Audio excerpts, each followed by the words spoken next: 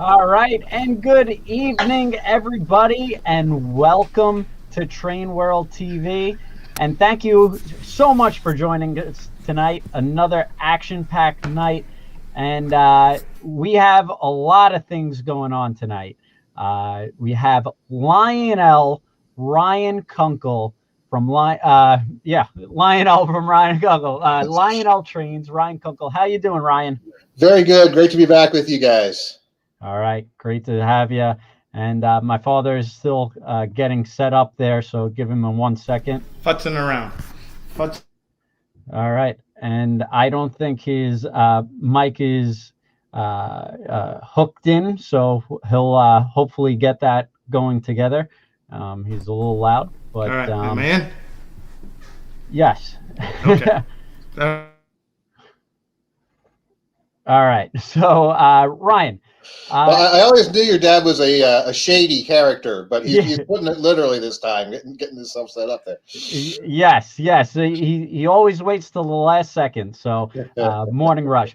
But so we got an action-packed night. Lionel 2021 catalog, brand new catalog, and a lot of new great items. And what's better than having a flip through of going through every single item with Ryan Kunkle, the man who knows everything about Lionel trains. So if you have questions, just shoot them over. Ryan will always do his best to answer them. He's very knowledgeable, so he pretty much knows everything.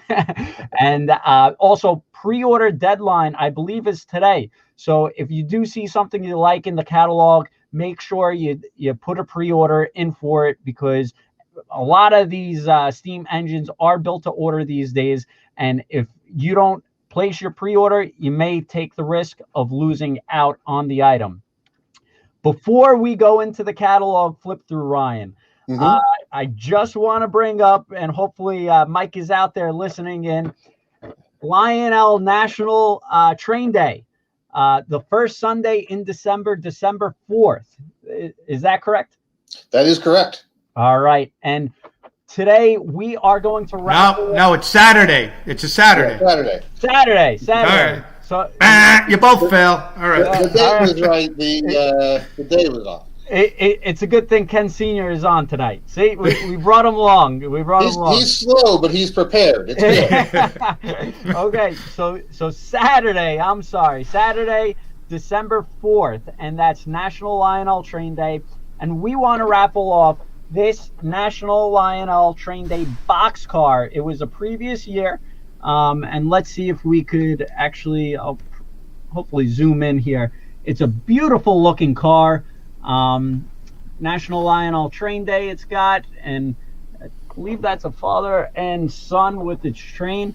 So we want to raffle this off tonight. So put in the chat, we love Lionel, and your zip code as well. Put it in the chat, we love Lionel, zip code, and we will raffle it off. And again, this was from the previous year. Every year Lionel does a beautiful, nice boxcar, and this was a previous year. So put it in the chat, we love Lionel, your zip code, and we will raffle it off. So without further ado, we're gonna pass it over to Ryan. How you doing, Ryan? Good morning. Very good. It's nice. Usually we do these right after the catalog comes out, but we were so busy doing things with you with the Amtrak show and everything else that we waited till sort of the end of the order window period, and I think this is nice. It'll give people that they should have. Hopefully, everyone's had a chance to look through the catalog and has some ideas and maybe some questions, and you're making last-minute decisions between which things you might want to add to your wish list, and we can put you over the edge here a little bit tonight on things. Would you like to start with the catalog, Ken, or do you want to start with some of your special exclusive announcements? I don't know. It's up to you. What did the fans out there do? I guess put it in the chat. If you want a new announcement right away, let us know. If you want Ryan to keep on going with some of the catalog stuff, we could do that. So let's see what we get from the fans out there. We get a lot of... Kenny, let me say something. You mentioned that today was like the last day for the ordering. We got a few more days left. We do have a few more days left to order the Lionel stuff. So guys, get your orders in. We're stockpiling these orders, and it's going to be a huge order. There's just so many guys that jumped in the hobby. I'm hoping Lionel doesn't say they're going to allocate us. That's how many orders have been coming in, because their numbers are pretty much set on a lot of it. So it's don't wait to the end. Don't wait till like Christmas comes around. Get your order in, and with Train World, no deposit required. All right, very good. So let's start with the Big Bang. Let's start with the Big Bang. Let me share my screen here. Give me 1 second to slide you over and make this happen.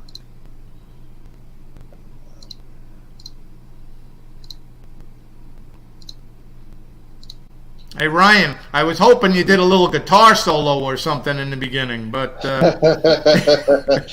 well, I left the guitar at home. Okay. I'm in the office tonight, so they get a little nervous when I start playing music here in the office. And by nervous, I mostly mean angry. Ken, do you have my? Can you put my screen share up there? I just want a drum roll, and everyone brace yourselves. Here is the new Lionel Train World exclusive. All right, so this is one that you actually came to me really early with this. As soon as the catalog was out, you were like, boom, Sea-Liners. I know the 2 paint schemes I want.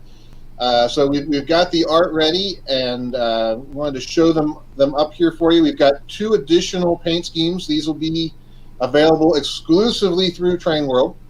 2 different numbers here as well. You've got the original as delivered Tichy scheme for the Long Island, and then one of the later variations. There may be a name for this one out there too. I'm just not quite sure what its nickname was, but one of the neat things about this locomotive, the Sea-Liner on the Long Island, they were one of the biggest users of it and had so many different paint varieties. I actually had a hard time choosing which one we would do for the catalog, and then Ken came to the rescue and said, well, we'll just do the other ones too. So I think these are going to be a real good one for you. These will be limited numbers. I don't know if we've set that final quantity yet, Ken, or not, but hopefully you get a ton of pre-orders for these tonight, and you'll be able to put that in. Like all of our locomotives like this on our legacy line, once we build it, it's built to that number, and you won't see these again. And Ryan, I will say, I don't think the bottom paint scheme has ever been done before in O scale. And you guys out there could put it in the chat if I'm wrong, but I don't think anyone's done that paint scheme before. So this is brand new, and this is new tooling for you guys. You guys never did a Sea-Liner before, correct? No. We acquired the shell tooling and the truck tooling for this from MTH, and part of our tool acquisition from them earlier this year. And we've been working on this one pretty diligently over the last several months to get it ready for this catalog. Because aside from the shell itself, internally, this thing is pretty much an all new machine. As we've re-equipped it with legacy electronics, Bluetooth as well, our legacy rail sound system, our smoke units, and so forth. So, and the trucks as well have to be rebuilt. It's not as simple as just swapping out a board to go from DCS to legacy. We had to do a lot of redesign on these locomotives, and others you'll see down the road, which will keep us busy for the next couple of years. But I think this will be a great addition to the legacy lineup. For the first round of Sea-Liners, I wanted to do the more oddball variation with the 2-axle truck up front and the 3-axle truck in the rear. Just very few locomotives ever had that sort of an arrangement. I thought it was neat and something a little bit different. So all the locomotives you'll see in this catalog's run are this type of Sea-Liner, but there were several different variations, and we'll have the tooling to do more variations down the road. Awesome, very cool. And John is saying his wife's from Kings Park, so he guess he should probably get one for her. So yes, that's what he should do. Very cool. Definitely. In fact, actually, maybe you want to get one of each, so you can have matching his and her Sea-Liners. Yes, and someone did correct me. There was an ABA but not a single unit for it. But still, two beautiful paint schemes, and I think they're going to do really well, especially in our neck of the woods. So we really appreciate it, guys. And these two are exclusive to us, these paint jobs. And Ryan, Lionel is making their own Lionel Long Island version of this also. Yes, we have one. We'll see it when we go through the catalog later, I'm sure. But we've got one with the dashing Dan under the windows there, and the orange nose on those. So we've got two road numbers like that in the catalog as well. All right, so let's kick it off because there's a lot to cover, Rye. Yep. We've got one more special out there for you. I know you guys have already announced this one and taken orders, but we can't forget about the know-it-all boy and our exclusive boxcar for you as well. That's right. This is another very limited production. This is officially licensed with Warner Brothers. We're doing the assembly of these is done here in-house in North Carolina, all the printing and assembly right here in-house. Some really great graphics on these cars. I've actually got a sample of one here in the office. The one difference between what you see there on the screen and the actual productions is these will have the silver trucks. I think you guys have the correct art up on your website, but I had to grab the older art that I could find earlier today to put this together for us. So they'll have the silver trucks, which I think was a really great choice and a nice touch on this. It certainly spruces it up a little bit. And different art on each side of the car. And if you've got that Polar Express collection, it wouldn't be complete without this one. So definitely one you'll want to add into the roster. Yeah, and right, the great thing about this car is, I feel like for model train enthusiasts, we all know sort of a know-it-all, train guy, either a friend or at home or even themselves, or coworkers. And it's just a great fun of trains and just knowing all the technical specifications. So I think it's really cool, and I think it's really going to have a lot of synergy with the train people out there. So we're excited for it. Yeah, definitely a really good one, and glad you guys picked up on this to add it into the collection. Yeah, there's very few characters in the Polar Express movie. If you notice that movie, it's but this guy really stood out on the train. He was commenting all the time. He was up and down off the floor. It was one of a great character in the movie. Yeah, it made me understand why people were annoyed by me when I was in elementary school. I had a whole new perspective on why I stuck out in class like that. Very cool. All right. Let's dive into the catalog. Hopefully, all those custom SKUs for you guys are doing well, and we'll do great. I think the Long Island is especially a natural fit for you guys out there, and glad we could bring those into the fold. But let's dive into the catalog and talk about some of the great things we've got in there. All right, sounds good. I forgot I had a flip. All right. Well, one of the biggest announcements that we did for this catalog, obviously, was Strasburg number 90, our Baldwin Standard 210 in a variety of Strasburg schemes and some other paint schemes as well. This is all new locomotive for us, new tooling for the frame and the cab and the wheels and so forth, new construction for up top, the boiler, the tender, all the details and so forth, of course, are all done in brass. So you get the combination of a die-cast locomotive's strength and rigidity with all the benefits of legacy control and electronics and features, with the fine detail and craftsmanship of a handmade brass model. You get really the best of all worlds in these locomotives. And so we'll be doing a number of different detail variations. If you go back onto our social media, we did I think about maybe 2 weeks ago now with Ryan Merrill at the Strasburg Railroad. We got really in depth into this, and it was great. He was actually on board the train, riding along right behind 90 as we talked about it. It was fun. And surprisingly good Wi-Fi in those out there in Amish country on the train. We were pretty pretty happy with that. So this is one a lot of people have been waiting for a long time. We're really glad that we could bring this one out to everyone. And these will be, I think, one of the hot items out of this catalog for sure. We hope to have samples here in the next couple of months, maybe in time for the show in New York. So when we're in Strasburg, we can have it there. That's our goal at this point, if we can make that happen. So a lot of wonderful features in this. You've got, as I mentioned, brass construction for some amazing detail. You've got legacy and Bluetooth control. You've got whistle steam, fan-driven smoke. We will do custom dialogue and custom sounds. We're heading to Strasburg this fall to record 90s whistle and all the sounds on board, as well as get some authentic crew talk and train announcements and so forth. So you'll have the whole Strasburg experience for those SKUs here in the locomotives. I'm definitely looking forward to doing that and adding it in there. And we've got, of course, some matching passenger cars as well, so that if you want to build your roster, you can do that.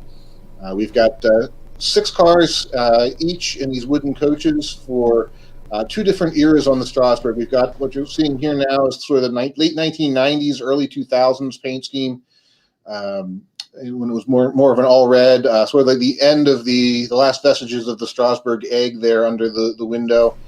And then we have it in the cars in their current scheme as well, with basically the same road numbers. A few cars have changed names in the intervening years, but the same cars there. So you have 6 numbers to choose from on that. These cars have detailed interiors, LED lighting, really some fine cars, and are a perfect match for the Strasburg's equipment. And then we've also got one of the few steel cars out there in Strasburg, the Philadelphia and Reading number 10, and the formerly painted up as the Paradise here in the catalog as well. That's been a staple there since before 90 arrived, I believe, and certainly one you want to have in the train. Also illuminated with interior details and figures on those as well. We'll do additional earlier paint schemes when we do another run of some of the earlier Strasburg variations of the details on 90 as well in a couple of years. So if you're looking for yellow and green cars, have no fear. We'll get around to those also. And if sales of these are promising, as we hope they'll be, we're already looking into potentially some other variations that haven't been done before, like open air cars, the dining cars, and so forth, to really help you round out your Strasburg consists. And Ryan, I have a question for you. Mm-hmm. Yeah, the on the 210, that's called a hybrid engine, correct? Correct. It's one of our brass hybrids. It's a hybrid of die-cast and brass technology. Yeah, I just want to point out to our viewers that when Lionel first announced it, they put the wrong discount on this particular engine. Mm-hmm. So a lot of dealers got the wrong prices out there. It's a much shorter discount than all the other engines. So if you see prices creeping up, it wasn't because anybody was getting greedy. It was just an error in the discount from Lionel. So we all had to readjust our prices to based on the correct discount code. Okay. Right, and we that mistake was definitely on our end, Ken. And the reason that we have to have a lower discount on these, if you remember the first time we did a brass locomotive about 3 or 4 years ago now, we only sold it direct because right. the cost to produce one of these is so much higher, and so to keep the pricing in line, we only sold it direct. Otherwise, we felt it was going to be too expensive for the market. But after talking with everybody and talking with our dealer network, everyone sort of agreed that if we just kept it as a smaller discount, we could find a happy medium so that we could support you guys with the product, and people could order from the dealers they know and trust, and have that good level of service. And also we could still produce the models at as reasonable a price point as possible. So there's a little bit of give and take on all sides on this one to make them work for everybody. But those who've purchased some of our brass hybrids in the past, I'm sure you know the level of detail that goes into them. And once you've seen one up close and in person, you understand why these are a little bit more expensive and a little bit more involved in construction. Yeah, and Strasburg, everybody is freaking out over Strasburg. Everybody loves Strasburg. You know, they see it on the rails. They've been to Pennsylvania. Pennsylvania is a huge train state, so I think these are going to do very, very well. Yeah, I think 90 was probably a lot of people's first steam engine experience in train ride. So it's a good one to have in there, and several generations now have grown up around that locomotive. So it's neat to finally see it done in model form and done with justice, not a stand-in on a Russian decapod or a Mikado or anything else. And if anyone didn't catch Ryan's live stream with Lionel and Strasburg, it was excellent. Check out their YouTube page. I'm sure it's still up, or Facebook page. But it is wild. You get to ride on a live train, and it was really cool how you guys kind of tied in the actual train and the model of it together. So it was a really nice event, and I definitely implore you guys to definitely reach out to see if you could watch that video. Absolutely. Ryan, I'm sorry, but I have to leave this event right now. My son Ken will stay on for sure. I have a previous engagement that my wife made and I can't get out of. So, but I'm sorry I'm going to miss the rest of it. But thank you for coming on, and Kenny and Ryan, you command the show. Okay. All right. Have a good night. Well, thanks, Ken, and we'll do our best not to screw anything else up. Now that we're flying without a net. So. You got it. Okay. All right. Take care. Bye. All right. All right, so we've got our consolidations here next up in the catalog. This has been a really popular one as well. We're starting to see a nice resurgence in interest in smaller steam locomotives in our catalogs, which is nice. I personally have always kind of liked smaller steam, and it fits nicely on a lot of layouts without being overpowering, and you can get the same fun features and operations in a locomotive like this for a lot lower price point than if you need to have 16 drive wheels underneath the boiler. So these engines are packed with legacy features, including whistle steam, the legacy and Bluetooth control again. There are some separately applied and different details from road to road on these, including whether it has a coal or oil tender, the number boards on the smoke box, and things of that nature. So we've tried to customize these a little bit to get the look of the prototypes that we're after. The Consolidation was one of the most popular wheel arrangements by production numbers in the history of locomotives. So almost every railroad had at least one. They didn't all look the same. So we did the best we could with shared tooling to get you a good-looking Consolidation that's at least evocative or representative of what your favorite railroad probably ran. And not as highly detailed to the extent of a brass hybrid locomotive with individual details. There's a good place for these as just good solid runners with all the good looks and legacy at a much lower price point than the 90s. Yeah, and I think the key is minimum curve is 031. A lot of times these beautiful steam engines or the built-to-order engines require a large radius. These are nice, compact, beautiful steam engines that you could run on pretty much any layout. So I think that's part of the reason why they're so popular. So really cool. Nice New York Central one. Mm-hmm. All right.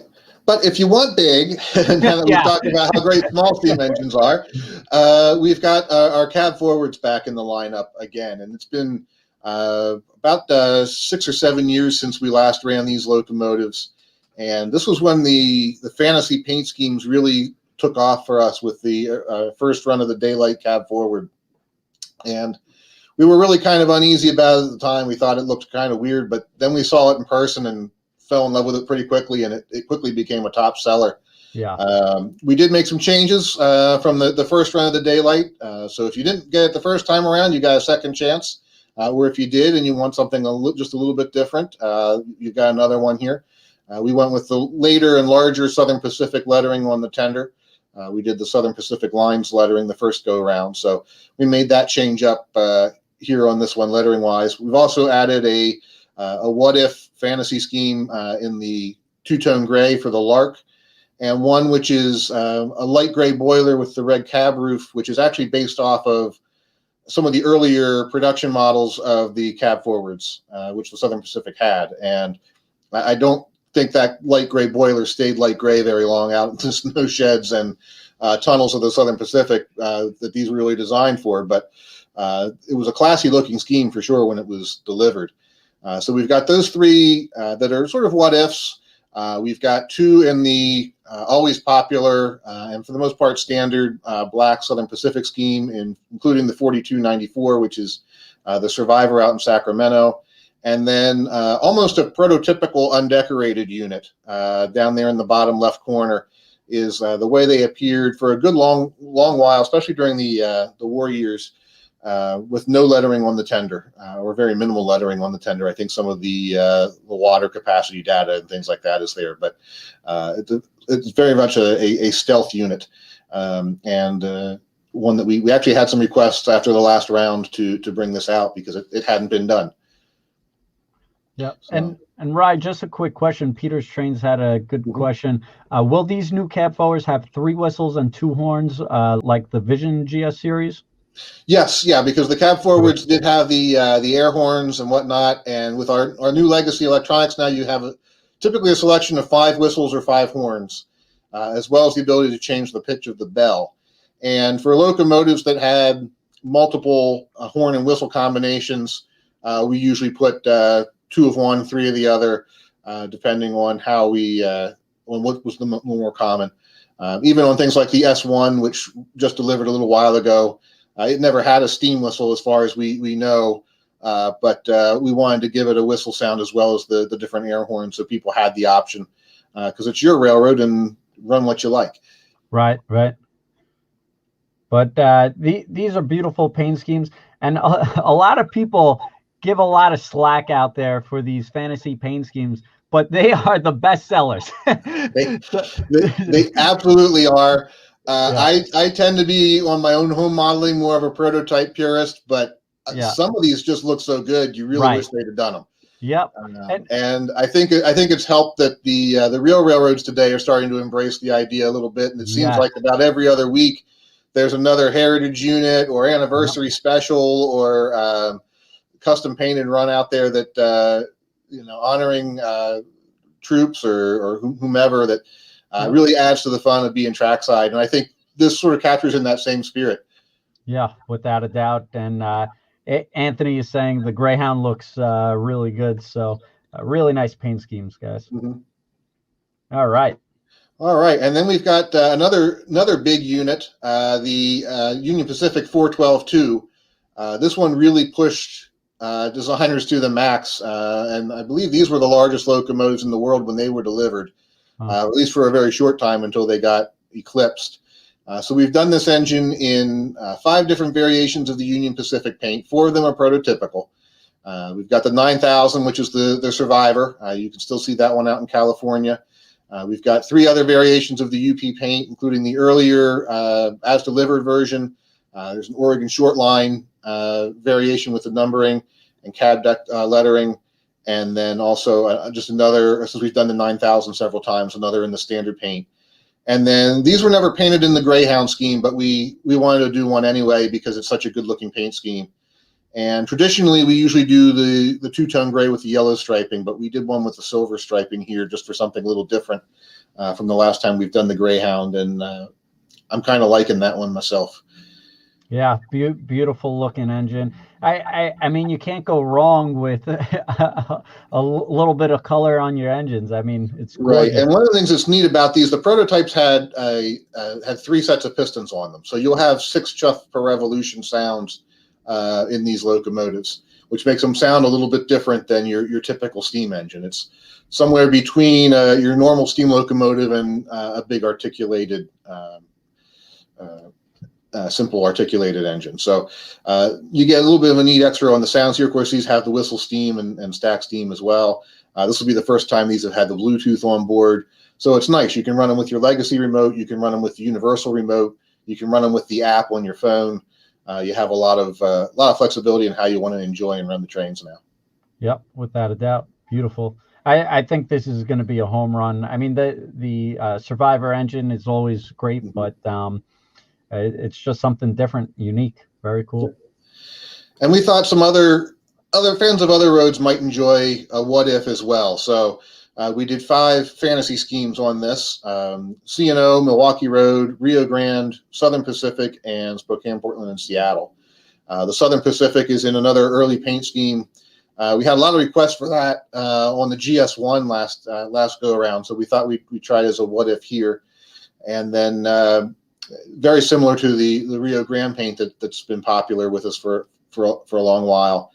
And as we were looking at the engine, I know the C&O probably would have been, every curve on the line would have been straight lined by a 412-2, but with the flying air pumps and the Vandy tender, it really just screamed C&O engine. So we've had a lot of positive comments on that version as well, as a fantasy sort of What If.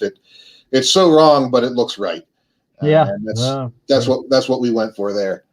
And we're getting a lot of comments. Everybody wants a swinging bell on every single train. so right, is there a swinging bell on this one or no swinging bell? There's not on this one. When they're perched out over top of the front of the smoke box like that, the effect doesn't work very well. And also, there's not a lot of room in that part of the locomotive because you've got a smoke unit right there inside the smoke box for the stack smoke. It's definitely one of our most popular features, and it's one we try to include whenever we can. Yeah. It just usually comes down to a lack of space. We definitely tried on the consolidations. There was enough room on the Pensy consolidation we did a couple years ago, but this one was just a little too tight to squeeze it in there. Same way with 90. I really pushed for it on 90, but there's just no way. that thing's even smaller than a lot of our small steam. So whenever we can squeeze it in there, sometimes even if it's not really prototypical for the engine, we do it anyway because it's a fun feature that a lot of people love. So rest assured, while you won't see it on every engine or in every catalog, it's definitely a feature that is not going away, and you'll continue to see it down the road whenever we can squeeze it in there. The tribe has spoken. They want more swinging bell. More cowbell, please. All right. All right, so we can get into our diesels now. Oh, my light just went off here for some reason. I'm not moving around enough. All right, the SD70 Max are back. This is a great locomotive. If you're modeling anywhere from the mid to late 1990s up through the present day, we've got a variety of great color schemes on here. A lot of them are the first time we've done some of these colors. The new BNSF swoosh. We've got the patched Conrail CSX units, the new CSX logo, Paducah and Louisville, the early patched BNSF, and of course the one-off 9647 BNSF which had lots of great colorful nicknames, most of them not very complimentary. But I don't know if it's grown on me over the years. So it definitely lacks some of the color and punch of their newer images, but it's got its own special look to it. Right. And of course, too, for Norfolk Southern and their experimental, so one of their one-off paint schemes as well. Neat thing about these locomotives, they'll do 031 curves. So if you like modern power and have tight curves, you're just fine here. And for most of the road names, we've done 3 road numbers. There are a few where we only did 1 or 2 because of the limited number of prototypes that were out there. But if they have more than 1 or 2 in that paint scheme, we've done a 3rd number. And you'll have 2 powered options, and then there's also a super base option. So the super base locomotive comes with all the same features as the powered engine except for the motors. We leave the motors out, and that leaves more room inside for the big sound enclosure that we put the super bass speakers in there. So you get the extra woof and thump out of these things to beef up the sound volume in your consist. And typically we've done that in the past with some of our ABA sets where everything's sort of paired together. This is the first time we've done these as sort of standalone units. So you could mix these into the consist with any other locomotive that you wanted to mix it in with. So you don't have to have three of a kind here. You could do a variety of things and get that extra sound level out of the locomotive. So these are a neat addition for modern fans. If you've got other modern power and just want some extra sound, this is a great way to add that in there. And fun. Now, it does make the Bluetooth operation a little different because you don't have one to pair it up with. But if you're operating under Legacy, no difference at all. And if you are operating under Bluetooth, you just have to dial this up as its own Bluetooth engine. Very cool. Beautiful. SD45s, same story here. 2 power drone numbers and a super bass unit. So you could mix that in with a variety of consists from the 1960s to the 1990s. We did a number of different road names here, some of them greatly requested. The BN and the EMD demonstrator schemes, we've had a lot of requests for that over the last couple of years. Demonstrators are sort of a hit or miss. Some of them are immensely popular, some of them not at all. But this one is one that seems to have struck a nerve with a lot of people. So we included that one. We've also got Norfolk Southern, Milwaukee Road, Pensy, and Springfield Terminal in here as well. There's a lot of different customized details on these locomotives.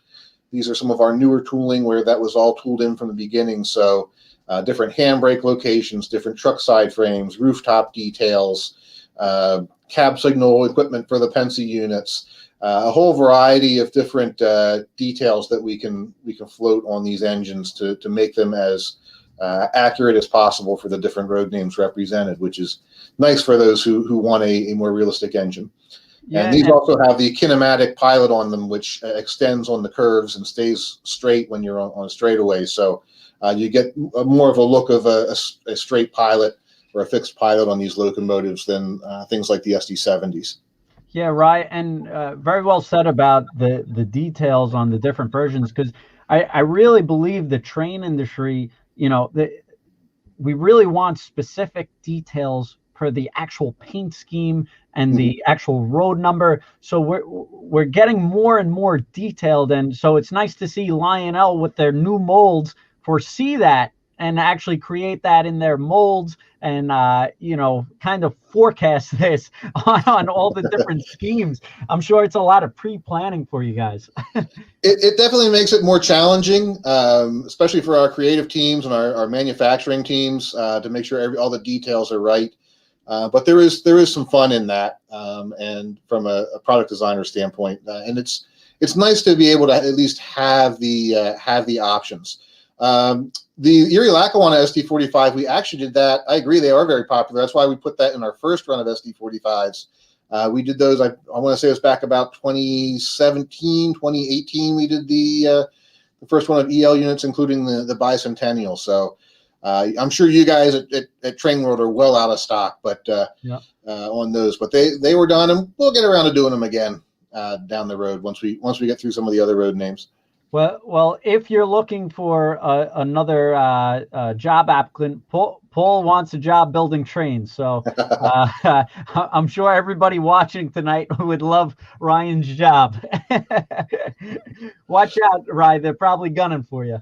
Oh, they've been gunning for me for a long time. In more ways than one, I think.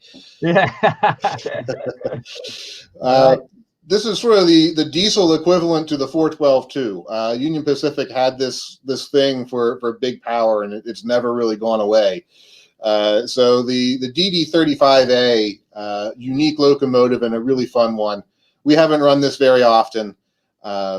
There were 3 subtle variations in the paint scheme over the years on the UP, depending on what letters were under the cab and so forth.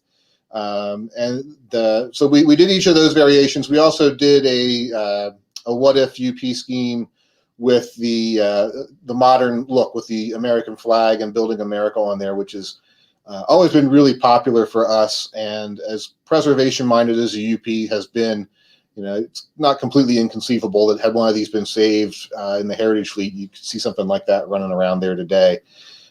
We also did 2 what-ifs, one for the Alaska and one for the Santa Fe, both railroads that probably could have used something like this if they had decided to, and very nice paint schemes that really fit the model very well.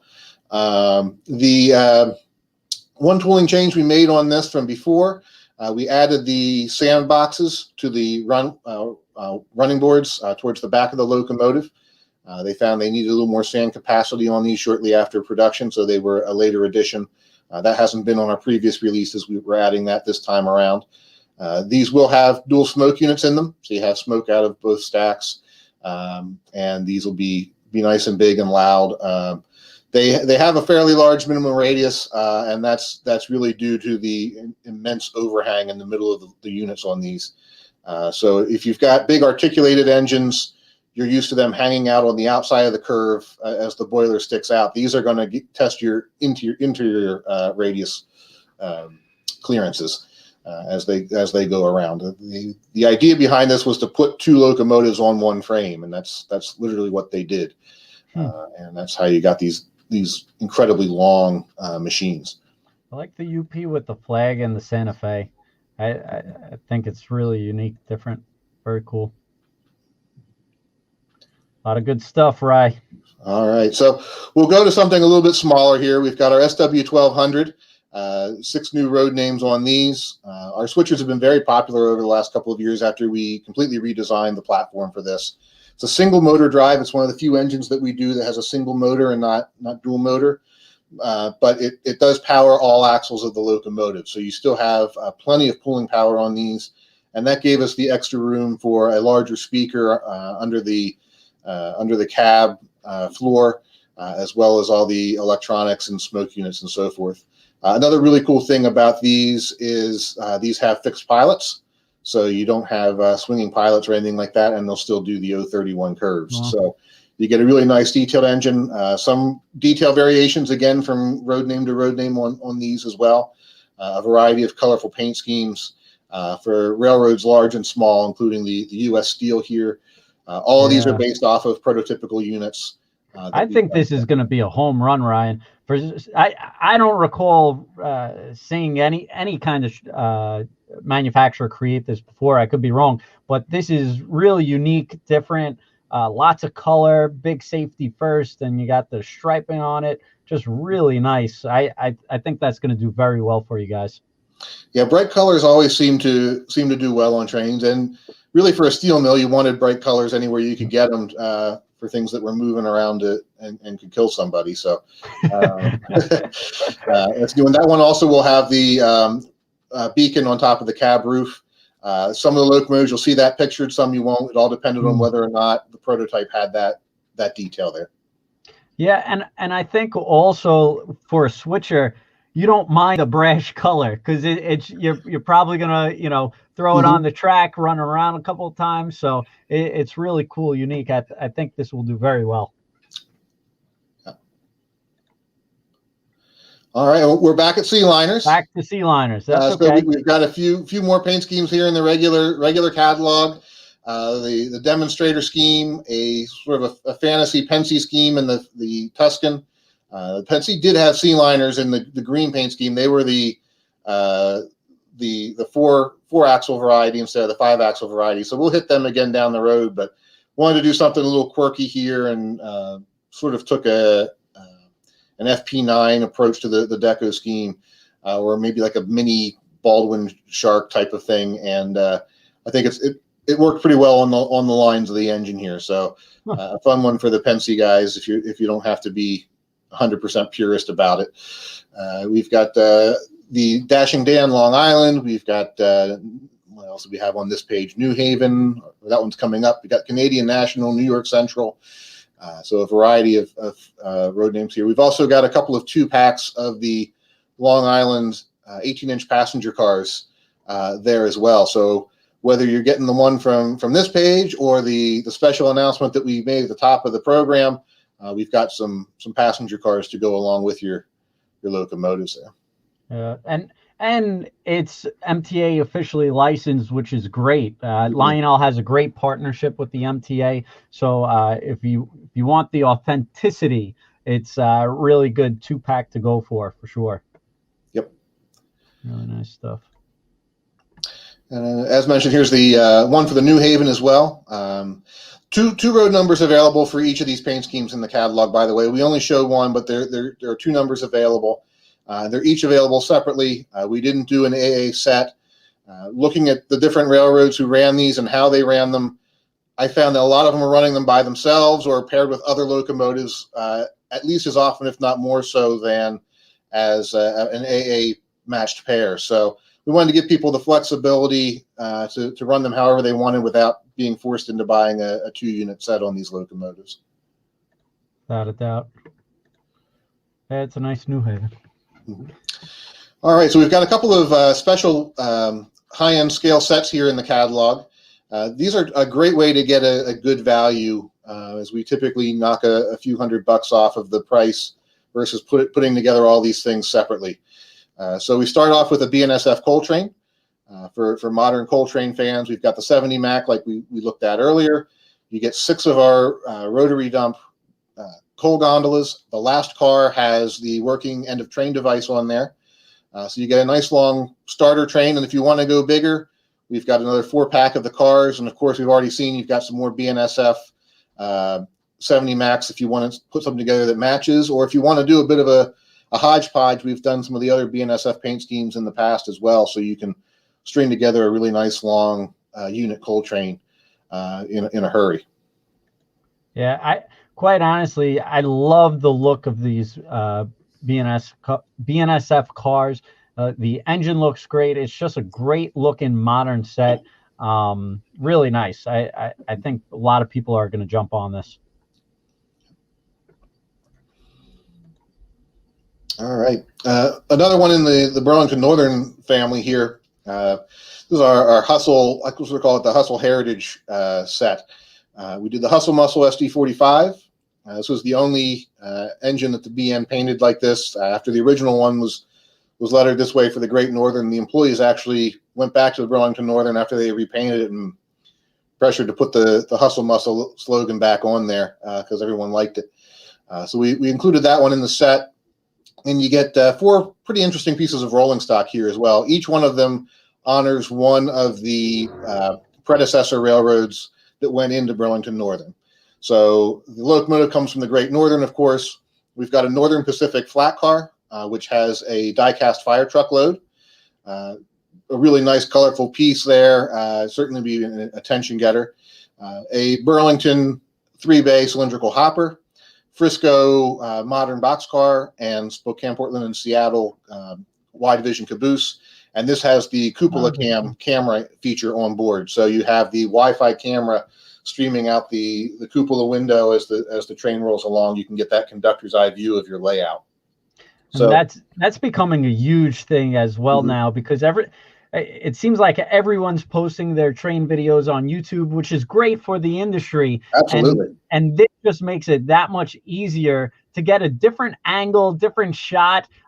We actually try to encourage our guys here to do videos with the Lionel camera caboose, because it gives it that different dimension of going down the track, and so it's pretty wild. So yeah, it really puts you in the train and makes you want to be there. And it's amazing how, sometimes you look at your railroad and think, oh, this doesn't look that good, but then you get down eye level or in the train and it takes on a whole new life.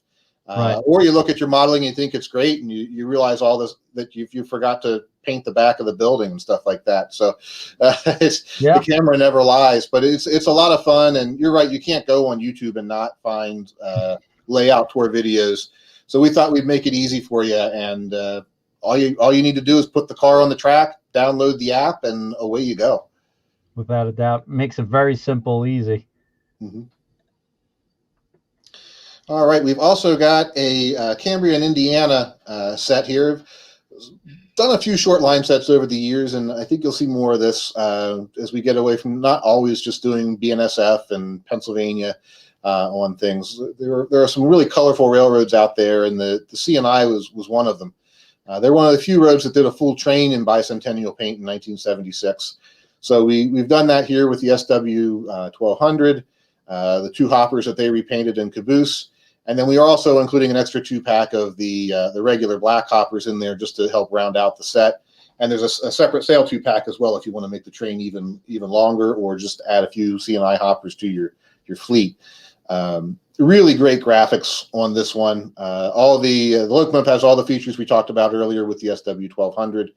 These are die-cast hoppers, so they weigh a good bit. Aside from the coal load, I think just about everything in these things is made of metal. So they weigh a hefty pound, and they'll track really well no matter where you put them in your train on your layout. So a really good, durable, rugged piece of rolling stock that still has the fine details of our scale models here. And these C&I hoppers, even the little 2 bays, lasted a lot later than they did on a lot of other roads. You even find videos of them on Conrail in the early 1990s. So while most people typically think of these as a steam era car, they did last a lot later than that. So no matter what your time frame, almost, you can justify getting a couple of these and putting them into your trains. Yeah, and what I do find interesting is our train, the model train industry, and I guess train industry as a whole, we have a lot of proud Americans and a lot of proud people who live in our country. So I anytime there is an American flag or something patriotic, it does very well. So I really think this will be a nice set to grab, and even if you want the add-on cars as well. But really nice, and it's unique, different, very cool. Yeah, there's stripes all over that locomotive in every place imaginable, and it's one of the more attractive ones, I think, that was done in that period. Very cool. All right, and one more set here. We've got our Grand Canyon set. We had all that Strasburg stuff for the East Coast guys. So we wanted a Western excursion train here as well, and this is certainly one of the best known and most popular. So we've got one of our consolidations. We mentioned these earlier with the legacy control, and then the set comes with 4 of our 72-foot, our 18-inch coaches. There's also another two-pack add-on if you want to go to a 6-car train. So we've had a lot of interest in this set. The Grand Canyon was a great railroad for bringing back steam engines, and had a wonderful steam rebuild program going on. The Consolidation was their first engine. And then they came back and rebuilt the Mikado a few years later, needing some bigger power. So a simple but classy paint scheme that's just very evocative of the golden era of railroads. And I think that's why it's so timeless and resonates with people. As I've joked before, we've given you the train. Now all you need to model is the canyon. So we're leaving that one up to you. And this is pretty cool because it's a little more unique. We haven't seen this really done before that much. So it's something new, different. It's exciting, and it's really beautiful. Even the passenger cars, that big Grand Canyon writing makes it really stand out.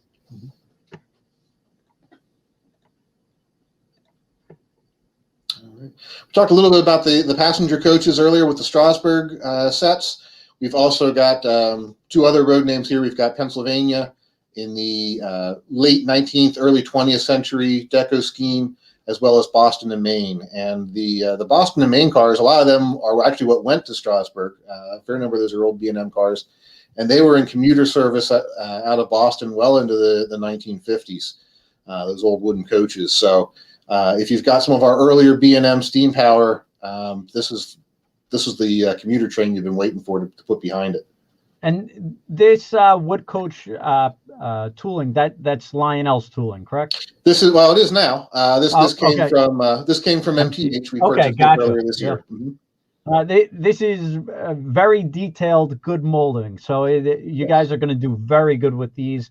Actually, the previous MTH woodside passenger cars sold out so quickly, everybody went crazy. So it's a great thing Lionel stepped up to the plate.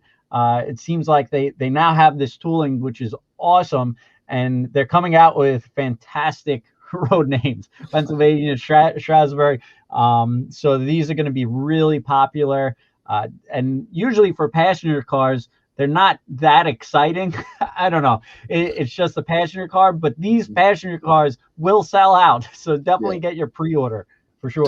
Definitely on these. Our rolling stock is not build to order, but we do collect the orders from everybody, and then we forecast based off of those orders. So if people hold back, we don't necessarily plan for that. And there's a lot of times that it's the not build to order stuff that can be just as hard to track down down the road as the BTO stuff can be. So if there's something that's a must have for you, by all means, put in your pre-order, especially, Train World. It's not like you're collecting a deposit or anything. So you got nothing to lose.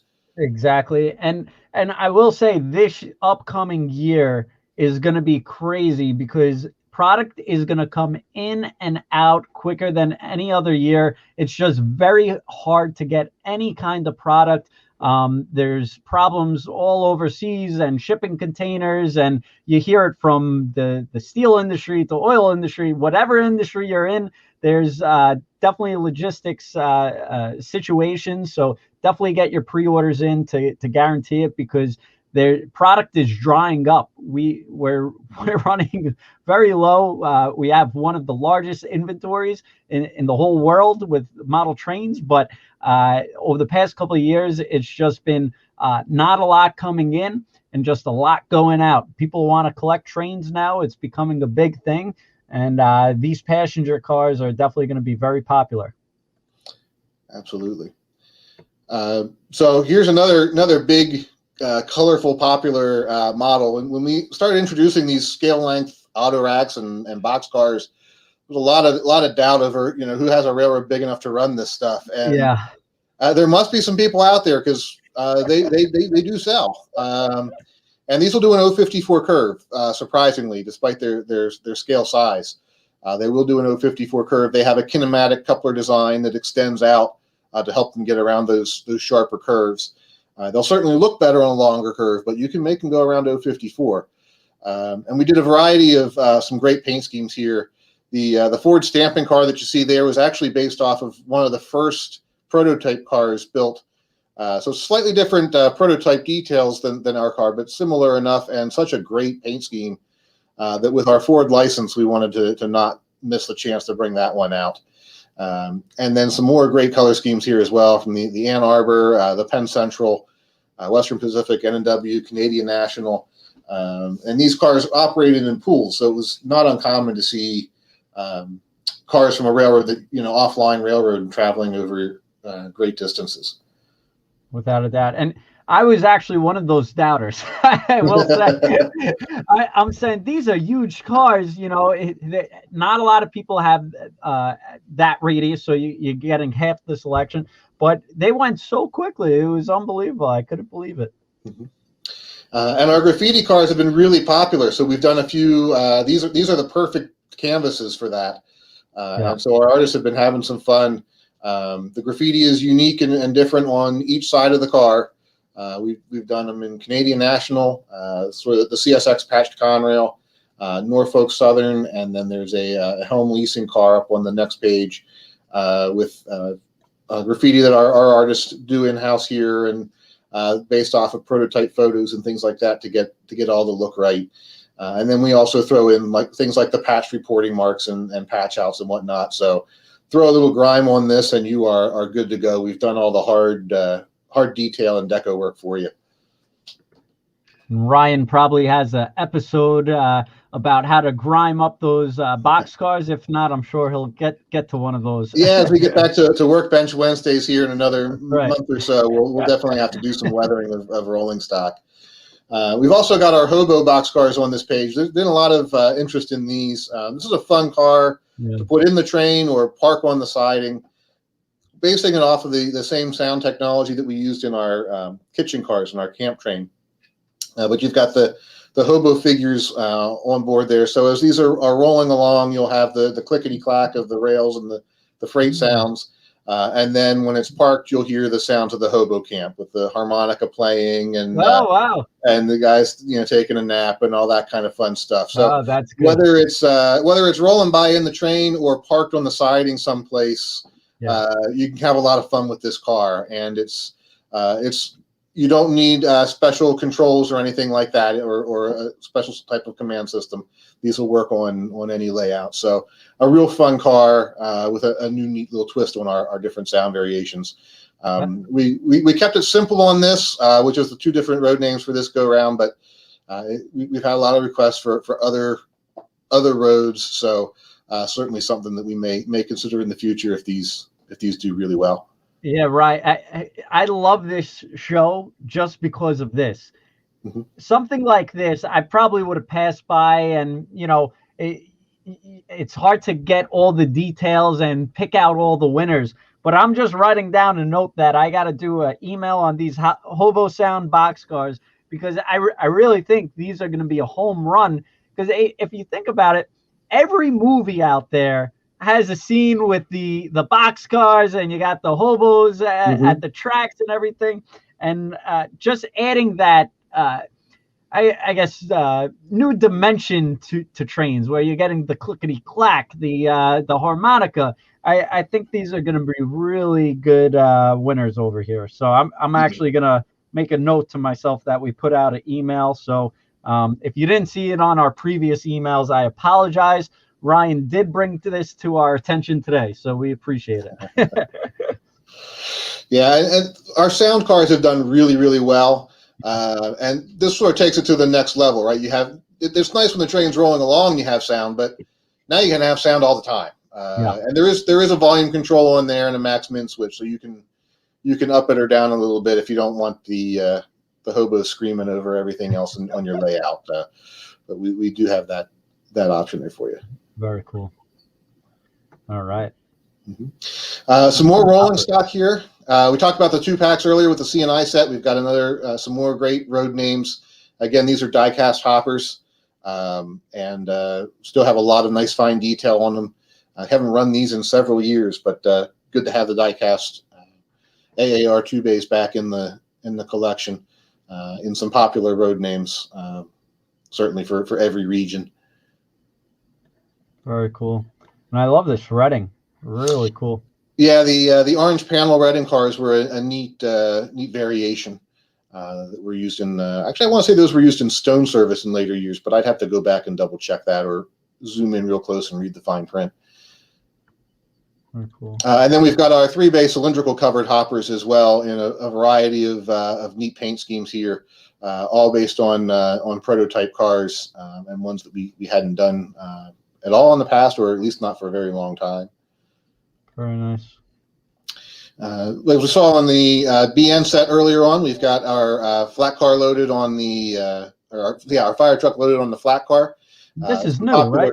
What's that? This is new, the fire truck? Fire truck is, again, some tooling we acquired from MTH. Was used in a couple of their accessories. It's a really nice piece, and we thought we'd get a lot of use out of it. These are available separate sale as well if you just want one to complete a scene on your layout. But I thought this would be a neat piece in a train, whether it was, again, passing by as a load on a flat car or parked on the team track in your town.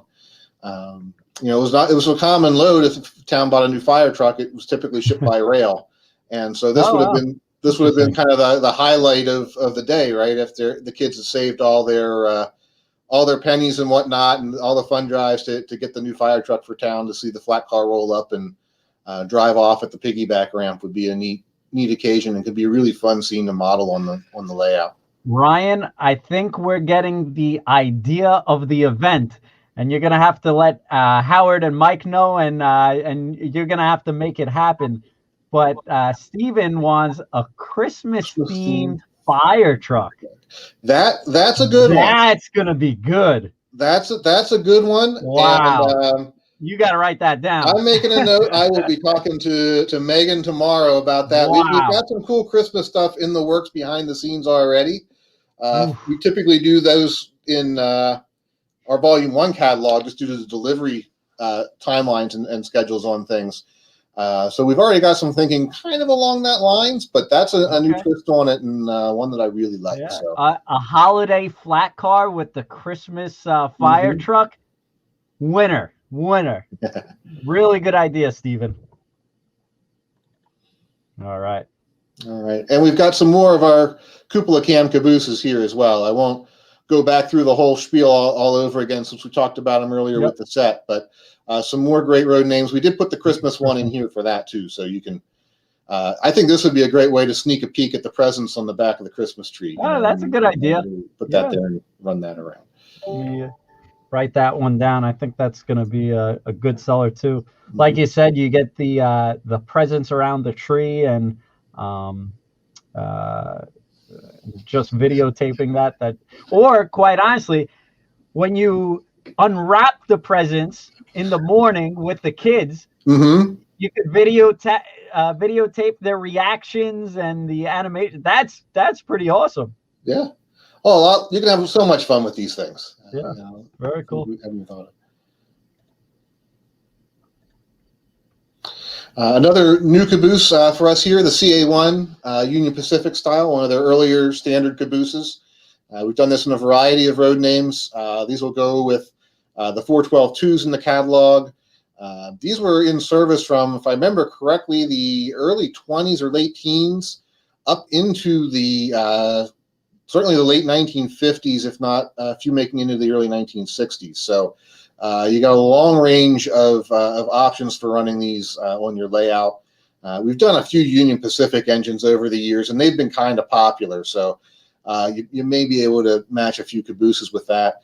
We also did one in Southern Pacific, which had very similar cars, and the Great Western had a caboose that was not too different. So if you're looking at the Great Western version of 90 and want to do some Colorado sugar beet trains, we've got an appropriate caboose for you there as well, which is something that's been missing for that road for a long time. Very cool. Our Standard O boxcars here, our Standard O line is scale proportioned, but less detailed, and obviously also then less expensive. So this is a way to help if you're building a large fleet of cars and stuff's racing around your layout, and you don't need to see every separately applied detail part on there. Here's an option to help build out those fleets on a more economical price point, and a variety of colorful and common road names here on these cars. Very cool. We've also got our Standard O, we put these cars on our Standard O line as well, just because of the level of detail. Our rotary dump coal hoppers, we talked about these a little earlier with the BNSF sets. We've got these available two ways now. We've got it in a 4-pack and a 2-pack. So these cars are neat. They have a rotating coupler on one end of the car, like the prototype, so that if you keep them together in a unit train through a rotary dumper, they don't have to be uncoupled. In the 2-pack, you'll get one car that has a rotary coupler at both ends, so it can stay coupled to the engine. And then the second car has the working EOT on the end of the car. So you got sort of your front and back there. And then the 4-packs have mostly the typical arrangement with the one rotating coupler at one end of the car, usually denoted by a yellow panel or a red panel, something to that effect. Most of these are based on prototype cars. Obviously, we threw in a what-if modern-day Pennsylvania version as well, because there are some of us who refuse to believe that the railroad ever went away. So. Very cool. And these cars are really detailed, beautiful. If you're a modern modeler, you need these hoppers on your railroad. Yeah. You see these things every day. And with coal trains the way they are now, we see Burlington Northern Santa Fe coal trains down here in North Carolina all the time, usually behind Burlington Northern Santa Fe Power. So just because you model CSX or Norfolk Southern or BNSF or UP doesn't mean you can't mix and match and run some offline trains whenever you feel like it and get away with it. Right. Very nice. All right. So leaving the scale world and into our traditional O-gauge world here for a little bit, we've got some great new products here as well, starting in our LionChief Plus 2.0 line. This is a fairly new product line for us. It takes what we've had with LionChief Plus and kicks it up a notch, so that now these locomotives feature conventional control, Bluetooth control, and TMCC control. So if you want to run them with your Cab 1 or Cab 2 remote as a TMCC engine, you can do that. Or you can run them with the universal remote. You can run them with the app via Bluetooth, or you can still run them with a conventional controller. So we've got the Hudson back again in some great road names. Can't do a Hudson and not do New York Central. Right. It's against the law. And we've also got a nice throwback Lionel lines version here as well. because we do get requests for that, the old Lionel lines look, and this is again a Hudson. It's the Lionel engine, for sure. And these engines have a lot of great features on them. In addition to the control options, we've also increased the number of chuffs per revolution in the steam locomotives. We've added additional lighting features, which particularly comes into play on some of our diesels. Even finer speed control and low-end control than we had in the previous LionChief Plus locomotives. So you get a much higher grade of engine in these than we had in the old transition line between our LionChief starter sets and a full-on legacy engine. And I will say on the LionChief, you're getting great value. I mean, the engine with the sounds, the smoke, the features with the remote or the handheld with the app. It's just unbelievable the amount of usage you get out of it, and the play value. Just really excellent. Actually, my father, I think, has been trying to wipe whatever you guys have left in the barn with anything LionChief, because the value is just phenomenal. And it's a really great engines you got. Yeah, and wonderful locomotives. And then the Genesis locomotives, these have been hugely popular. I just tell people to go back and watch the great program that you helped put together, Ken, with Amtrak. Yeah. About a month or so ago now, having Matt on and working with him directly on these and the new ones to come, which we announced during that show that we'll be doing the additional 4 anniversary paint schemes as they get completed.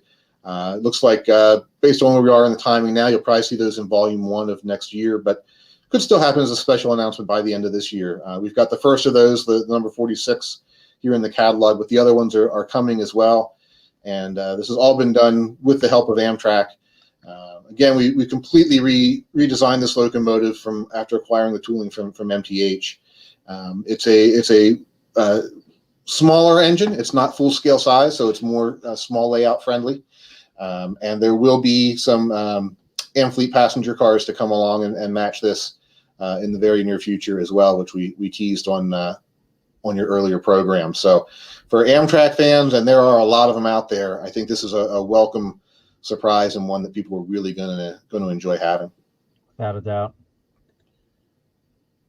We've got a couple of great sets in this catalog as well. Typically, the Volume 2 catalog is mostly scale and more higher hobby ended orientation.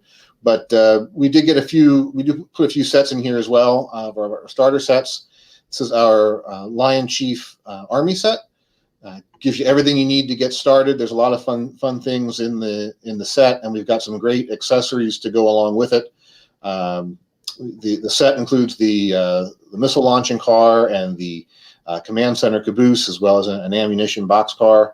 RS3 locomotive with fun sounds. We always do some really fun sounds sets in our set locomotives. Each one's unique, so you have a lot of fun with that.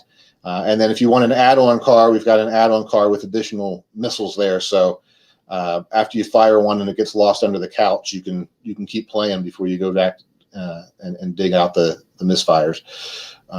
So a lot of great things here. And the Army stuff has been selling well for us. I know you said you were even thinking of creating a special section in the store, right, Ken, for all this stuff that's out there and so popular? Anything Army sells like crazy. Everybody wants a Army train or a Army flat car, and I think these are very unique, different. I don't think I've seen an Army with a Star engine like that. Really cool, different. And then this flat car with the missiles, really nice. Just really cool. And this is like the classic throwback Lionel. It was like red in was it AMC? I don't know. But yeah, we've done a variety of it. Yeah. The fun challenge with doing the Armed Forces thing is coming up with new ways to do olive drab. Yeah, there you go. You want each one to look different and unique, but yet still have that right authentic look and feel to it. You got the classic missile launch car, really cool. Mm-hmm. And then the Penn Keystone set, not really a new set, but this is a new SKU. This will be now coming out the next round of this with the Bluetooth 5.0 variation, and the Army set will have this as well. So we've talked about these earlier in the year with past catalogs. I'll mention them again briefly. We've made some improvements in our Bluetooth line over the past year, and one that's unique to our Bluetooth 5.0 sets, and will hopefully come to some of our other product lines in the not too distant future, but is this voice streaming and recording feature. So you can record your own sounds and play them back through the locomotive. And you can also live stream. So you can do live crew dialogue through the engine if you'd like. You can record a few sayings of your own and play them back. And it's a fun feature that if you get tired of our crew talk, you can just make up your own and put it in the locomotive. And then these also all have our voice control feature, which if you're using the LionChief app, you can tell the train to stop, and the train will stop on command. Tell it to blow the whistle, tell it to go forward. Variety of different commands you can give the locomotive and operate without having to constantly be pushing buttons and things of that nature. So and that's available in all of our Bluetooth locomotives. That's as a feature of the app. You don't have to buy a new Bluetooth engine to get the voice control feature. That's available. Anything that has Bluetooth in it, including our legacy American Flyer, Lionel HO product that's been made over the last several years with Bluetooth. Now you can control with your voice. But the voice streaming and recording, which is a really fun one, that'll be in Bluetooth 5.0 sets and product going forward. Very cool. Our traditional rolling stock, we've got a variety of things here. Most of these are made in the U.S. Our Railroad History series have been growing in popularity. We've got a couple of nice anniversaries coming up next year with the Great Locomotive Chase between the General and the Texas, and then the Union Pacific celebrating 160 years as well. So really great, colorful boxcar on that one. And then 175th anniversary of the Smithsonian. So we haven't done a licensed car with them in a couple of years, so we definitely wanted to bring that one back. And then definitely a friend of our shows, Ken. We've got one here for Angela Chada. Angela, yeah. And you've got a program coming up with her a little bit later as we get closer to Christmas season, I think, again, right? I know. She was excellent. Unbelievable. We had an awesome episode with her and Lionel. Her artwork is just unbelievable, and putting it together with Lionel trains, just always a classic look. And they sell well every time. It's unbelievable. That's a classic GG1. I bet you Ryan has this up on his display or mantle. Yeah, this is part of our new series that we've been doing with her with some of the classic Lionel icons, the Santa Fe F3s, the Hudson, and then the GG1 is sort of the third part of the holy trinity of post-war Lionel fame. So definitely another neat addition, and always look forward to seeing her on your programs. And hopefully this one doesn't set me back another piece of artwork like the last one did, but I'm running out of wall space. I know. But that was a real treat. Yeah. Very nice. And you guys got personalized boxcars that you guys can make? Yeah, we do. And that's one thing that we do exclusively through us. It's one of the few things in the catalog that unfortunately we don't sell through you guys because it has to be a one-off, a one-of-a-kind thing. But you have the ability to go on to lionelstore.com, and we have, I think it's over 24 now, different templates available for birthdays, anniversaries, your dog, your cat, Father's Day, Christmas, of course. And you can upload a photo, upload your own text. We print them in-house. And then ship them out to you. So it makes a great Christmas present, makes a great birthday present. We typically get slammed starting in about the beginning of October for the Christmas rush. So if this is something you're thinking about, now would be a great time to jump on this and get ahead of the curve.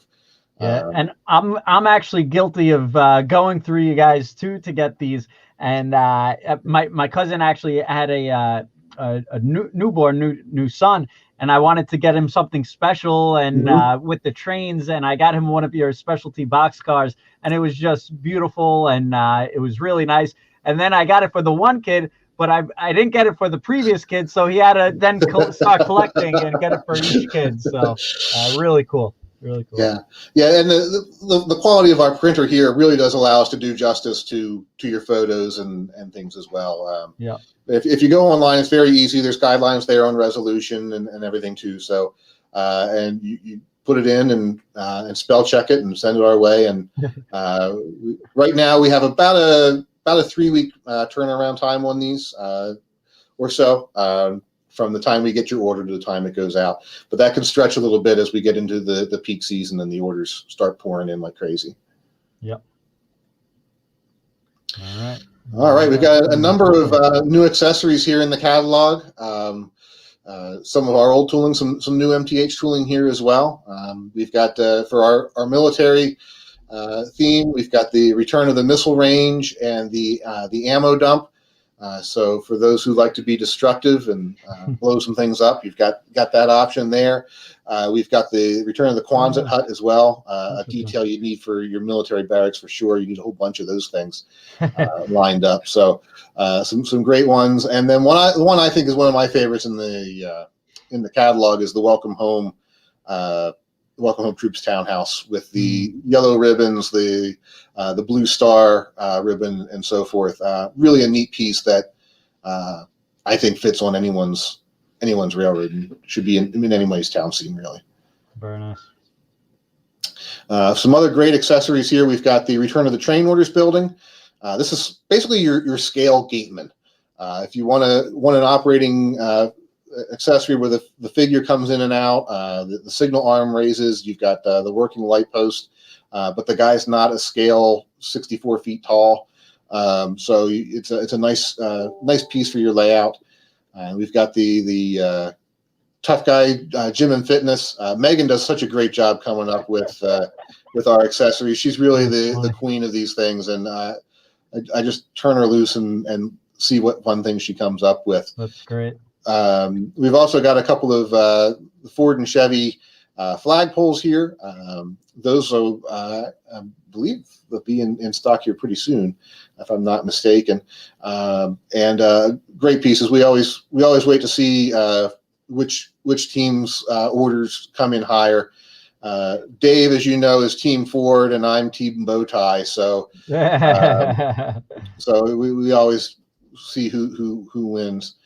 And then the barn is new to us as well. We've got this version, and there'll be a Christmas version of this as well with Christmas lights all around it and the reindeer's names under the windows. This is a really big piece. Take note of the dimensions in there if you're looking to place this one on your layout. It has a big presence in person, and you've got the doors open, the crane moves in and out. It's a really nice accessory and would be the centerpiece, I think, of anybody's farm scene. If you've got the vehicle collectors out there who collect the die-cast John Deere models and things like that, this would be right at home with your collections. That's great. We're getting they want Dodge logo items and GMC, and you opened up a can of worms. I opened up a can of worms. Yeah, we need to get obviously it's more licensing trademarks for us on those to go after.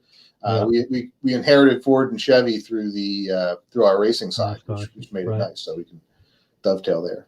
Very cool. All right. Some additional ones. We've got a more generic townhouse. We've got the NASA Mission Control Tower. Go great with the space set from the first catalog this year. If you want an operating Mission Control Tower, I think I have a hunch there might be some more cool space stuff coming over the next year, as well as the country's gotten the space bug again. We definitely have here as well. So you're going to see some pretty cool accessories, some pretty cool rolling stock, and fun things coming along those lines. So you might as well start gearing up for it now. It's funny you say that, Ryan, because every time we have anything NASA or space related, it sells extremely well. And I truly don't understand it sometimes, because it's like, why does it sell so well? But there is that interest, and you said that we got the bug to go back into space and everything, and SpaceX, everything going on. So that's pretty cool. Yeah, I think it's if you like trains, you tend to like just technology and things of that nature, and it all sort of plays together. And it's something, as I think the country we're proud of. Some of our great moments we went to the space program, and we look forward to a bright future there. There's the sense of mystery and wonder about it, and just the idea of exploring the new frontier is such an American part of our American culture. It's the new manifest destiny, I guess, is to control space. But it's just a fun thing, and I think a lot of people are fascinated by it, and it dovetails so nicely with trains that why not? We're definitely encouraged with it. I think Elon Musk is going to want you, Ryan, to be the first Lionel team member up in space. So be ready. I don't even do roller coasters as well as I used to, Ken. So I might sit that one out. But if I get the opportunity to ride that launch pad thing down the rails, that might be kind of cool. That'd be more my speed, half a mile an hour. I think I can handle that. I think you got that right. I'll just push the button back here. We've got the Thistle Stop flower shop there as well in the catalog. Another one of Megan's fun creations. This has some great fire escape detail in the back as well. So wherever you put it on your layout, you've got a nice view. We've upgraded a lot of these accessories with our plug expand play attachment and new LED lighting, additional lighting to improve the lighting in these accessories and so forth. And with the plugs, it's very easy to put things in on your layout with no hard wiring required. Very cool. This is the Christmas barn. Christmas barn I mentioned earlier. Some really cool decoration on this one. Really like that we got the reindeer names around the edge, and the LEDs don't show up as well in the catalog art, but there will be LEDs all around the edge of this. So you have the Christmas lights on this one as well. Oh, now I got to double check that number because I didn't pick up on that. It's got LEDs. Very cool. And then right below that, we've got a new version of the Burning House with some slightly modified tooling and things in this. This is going to be a really fun one. We demoed one of these earlier in the summer, and my call on this was more smoke, more lights, more everything. And so we put a dual smoke unit in this thing, which is like running your legacy steam engine on full bore smoke with the whistle steam running nonstop. And there is a low and a high setting, but this would be a real fun one. Loaded up with some sugar cookie smoke scent and blast away. And then you've got the LED flickering lights in there as well. So it's a really easy, quick setup for a fun scene on your layout. And now we've got those fire trucks, or other people have, all these fire truck collectibles and figures and so forth. Again, a really great scene in the making for your model railroad. Fire trucks, again, separate sale. Nice die-cast piece. Really a lot of nice detail on that model. I'm glad to have it and offered as a separate sale piece here as well. Cool. Maybe down the road with a Santa Claus riding on there also. That's right. And then we've got some Billboard packs. We've got the Amtrak pack. These all use official Amtrak licensing, and some of these were original billboards from various eras of Amtrak's history. So nice. A real fun one that, again, we worked with Matt on getting the right art and the right matches here. And then also the space themed, sort of some punny type of billboards, especially in the 60s when the first space boom, it just crept into everything for marketing. So we definitely had some fun with that one and did some space marketing. So it would be a really fun one to have on your layout. The truss bridge is not new, but we are changing the packaging in that to make it a simple kit. And it really is a simple kit. You can put this thing together in about a minute. But it greatly reduced the amount of packaging that was required. And as you mentioned earlier, Ken, anything we can do to help control our shipping costs and control our shipping quality is definitely high on our priority list here at the company, and has been for some time. So that's why we've changed that over to a kit form, but it's still the same bridge that people are used to. We just don't have to ship a bunch of air with it now, and we ship it out to you. Very cool. Do you want to roll through flyer, Ken, or it's up to you. I want to be respectful of your time, so I'll leave the call in your hands. We'll go ahead and run through it, because if I don't, I'll hear it from my friends in the flyer world. I didn't want to say it. And I know you don't carry a lot of this in the store, but you do carry locomotives and things from time to time. So, yep. And I every time I come to the store, which I greatly miss doing, and can't wait to come back again. I know I usually run into Rocco and some of the other guys there. Yep, you'll hear from the couple of flyer guys. So yep. So for them, I want to make sure we do them some justice. That's right. And this is a big anniversary year for American Flyer, and the 75th anniversary of Flyer S Gauge. So we did a couple more fun sets in the catalog. The Texas and Pacific set has a lot going on in it. You've got the LionChief or Flyer Chief locomotive there, which has really a much improved performance over the old original conventional models. The operating log dump car, covered hopper, a freight sounds boxcar that plays the clickety clack sounds as it rolls along, 3-dome tank car, and a lighted caboose. So you've got a couple of operating cars in this set. It does not include the tracker power. We figure at this point you've probably got that set up, but a great one for someone looking for a colorful set that sort of harkens back to some of the good years, the best years of American Flyer, with a lot of fun on board. And then the Clinchfield coal hauler. I just have a soft spot for the Clinchfield. I'll just say it. I don't know what it is about the road.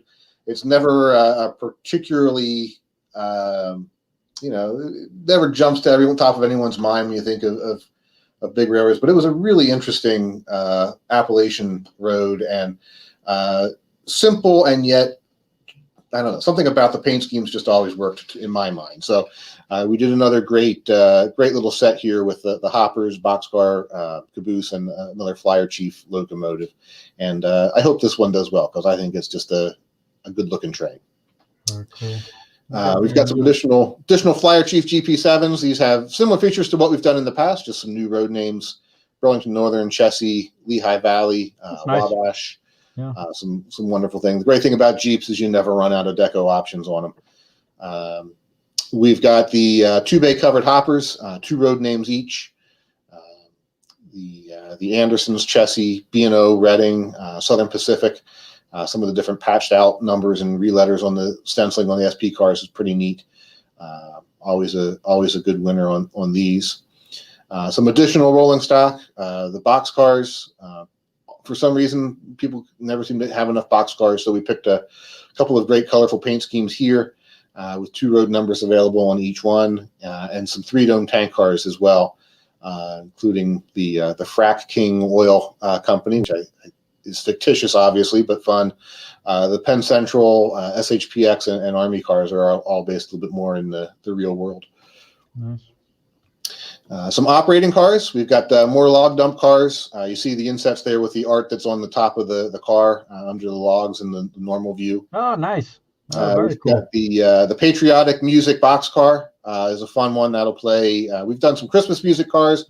I wanted one you could play all the time, and it's always the right time for some good patriotic music. So we've got that one, and then this is a neat 2-pack that I think is a lot of fun. We've got the Hobo and the Bull here, the railroad police officer. So you've got the Hobo walking back and forth on one car, and the railroad cop chasing them on the other, which would be a neat addition to any train. All right. Our T-Rex oil company, another one of Megan's creations. Oh, that was cool. Great graphics on these. The tank car, the operating ramp car where the truck rolls off as you press the buttons, and then the tall and short standing oil tanks to go along with it. So you could put together a whole little industry on your layout here with these.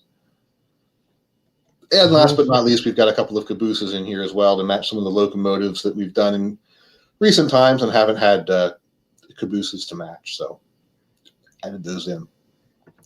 I know you guys are always getting questions about HO. We didn't feature it in this volume 2 catalog. We are as an HO update, we will have some new items on their way to us not too distant future. Things that were featured earlier this year, some of our new accessories and building kits and so forth. Those are in production now, and won't be much longer till we see those in store. And we are still working on some new HO announcements and the next round of things to come, including there's a lot going on behind the scenes right now with some new tooling options and things like that. So for any of the HO guys who stuck around through the whole C2 catalog, there's a little bit of light at the end of the tunnel for you, even though we didn't cover it tonight. Don't worry that it's already going away. It's definitely big things coming in the HO world. That's awesome. And just a quick question. Actually, Chris had a good question. The Legacy 990 command set, do you know when they're coming back in? Still be a little while on those. As you mentioned, production of a lot of things this year has been a challenge on electronics, and getting components has certainly been one of those. So we've had a few delays on some of our electrical and command components. But we are out of those at the moment, but we're still working feverishly again behind the scenes on that. We thought 2020 was going to be a crazy year, and then it turned into 2021. Yeah, it's still going. All right, and just again, the 7th annual National Lionel Train Day, December 4th, and that's a Saturday, Ryan. It's Saturday. Don't show up to Lionel on Sunday. It is Saturday, December 4th, and here's the boxcar for this year. Looks really neat, and we'll pick out a raffle winner for the previous in the beginning, and we'll give a chance overnight for people to keep on submitting. So type in the chat, I love Lionel Trains, with your zip code for this raffle, and we'll just get out of here right now. And beautiful car. Each year they do something different, so you could start collecting these, and it's becoming a big event, so definitely stay tuned. And get your pre-orders in. Pre-order deadline tonight. My father's saying maybe a little longer, but get them in as soon as possible. And we got them all listed. If you go to trainworld.com, we do separate by catalog. So you could sort by catalog Lionel 2021 C2 on one of these filters over here. And you could get all the Lionel items listed, and you could sort by all different fun stuff, rolling stock, trains, any kind of category you want. So you could break it down really nice and easy. And we have all that listed. We're taking pre-orders. And everybody, give a I love Ryan. Ryan rocks in the chat. Thank you so much, Ryan. As usual, it is always a pleasure. And I will say, Ryan really works hard, and he is always ready, available for any dealer out there. And everybody in the train industry really respects Ryan. He puts in a lot of hard work, dedication.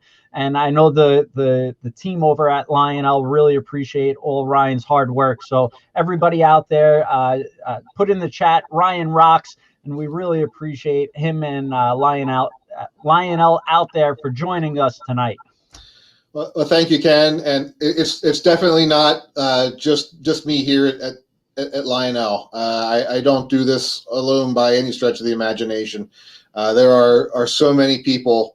Some of you know, some of you folks have met when we've been at shows and so forth, and a lot that you never get the privilege to meet out in public. But they all work hard to make this possible, and I always try and give a shout out to not just my direct team, but really this whole company. I do have a pretty fortunate job. If you'd have told me when I was 3 years old I was going to grow up to do this, I probably still wouldn't have believed you. But the best part of the job isn't just that I get to come and work with trains all day. It's that I get to come and work with the people here. And also, to be honest with not just my coworkers, but Ken, you and your dad and the team at Train World, so many great guys there over the years, and so many of our fans and our patrons. You are the reason that we do this. because and it's not just of course because you're making sure we have a paycheck, but you're also the passion, and that feeds us so much in what we do, and cannot wait to be back in person again at train shows, at the store. I miss my New York pizza. So mostly I miss the pizza, but it cannot wait to start seeing everybody in person again. We started National Lionel Train Day 7 years ago as a way to encourage people to go out and support your local hobby shop, support your local dealer, and go see them in person. And I know that's harder than ever right now for a lot of people. And we keep our fingers crossed that by December 7th, we'll be in a good place. But please definitely do your best. And if you can't go see them in person, go online or pick up the phone and support Train World and everything they do. Go try out that new website. I mean, you guys have only been working on that for as long as I've been growing this beard, I think. And, what a wonderful tool that is out there as well. So make the C2 catalog your excuse to go out there in these pre-orders, an excuse to go out there and experience the new trainworld.com, because Ken does not do enough justice to all the work that he and his team put into it behind the efforts to bring that to you guys. No, we appreciate that, and we know it's a lot different than our previous website, and it's going to take a little getting used to it. But there's a lot of filters that you could really narrow down any kind of train you're looking for. So give it a shot, and we are working on making a bunch of tweaks, keep on improving it. So we really appreciate you guys taking the time to check it out. But Ryan, it's been a long night, almost 2 hours here, so we really appreciate it and joining us as usual. Thank you very, very much. We really appreciate it from the bottom of our hearts, and I think you're going for the most humble man in the industry, along with Rich Foster. but very nice. I'm in good company, despite all the ribbing I've given those guys over the years. If I'm in good company if I'm lumped in with him. So perfect. And Jack wants to know when you're coming back to Trainland. So hopefully once COVID settles down and we get done with all of this, Ryan will give him a call up, and we could get him some of that New York pizza to lure him back in. Yeah, as soon as it's safe and sound again, you'll definitely get me up there, and we'll do it and have a blast in person. That's it. Awesome. And fingers crossed, hopefully we'll see you guys at York. And thank you, everyone. Get those Lionel pre-orders in. Thank you. Have a good night. Thank you, Ryan. Thank you, Lionel. Thank you. See ya, everyone.